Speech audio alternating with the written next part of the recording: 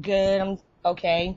I don't get it. I'm sorry, I don't get it. Can you please explain to me how it is that he can take my truck and not do what he's supposed to do, and then tell me he's not going to do it, and tell me he's not going to give me my truck back, and then that's not criminal.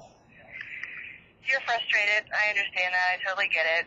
But here's the problem. When you enter into a business transaction with someone, and you all wrote down on a piece of paper, and that he and you both signed it, that stated that you were paying him to do the work on the house in Indiana, and that you were paying him in the value of the truck and cash for the agreed upon price. At that point, he didn't take your truck. You had given it to him as payment. That's the way it's written, that you had given him the truck as payment for the work to be done. Now he didn't complete the work, and that becomes a civil issue where you have to take him to small claims court and sue him for that. Okay, wait a minute. I'm sorry, Detective. I don't mean to interrupt you, but not only did he never complete it, he never started. He told me that he picked up supplies with my brother, took the supplies, told me he was on his way to Indiana, and disappeared. Like, that's not deception and lying and taking possession of my truck with the intent to deceive me. And I mean, like, how is that okay? He didn't. Okay. You gave him the truck. That's what the contract says. You gave him the truck as payment for the work to be done in Indiana. But it was never even done. But it was never even touched. It was nothing. So it says to be done. And so since it was not done, you know what I'm saying? Like, and then he's telling me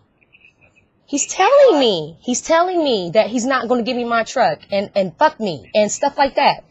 Like, look, Detective Gorsh, I don't live there. I only came there because my city is dying, okay? I run a nonprofit. My city's dying. All this derelict property everywhere. I was just trying to give back. Are you serious? This man is about to get away with my truck like this. Well, not necessarily. I mean, if you want to sue him in civil court, then okay. I mean, you have a good solid case in civil court. I spoke to the prosecutor about this after you and I spoke originally, and you had sent me the contract. And they were in agreement that it's a civil issue. It's not a criminal complaint. It's a business transaction that went awry. If you want to try to file some complaint in Indiana where they would have the jurisdiction as far as your house goes, I'm not sure what they would tell you.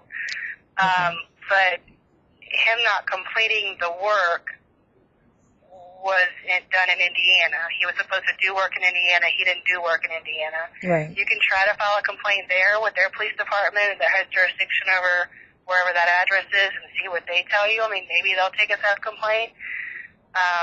Indiana laws may be different than Ohio laws. I don't know. Okay. And as far as the theft of the building supplies, you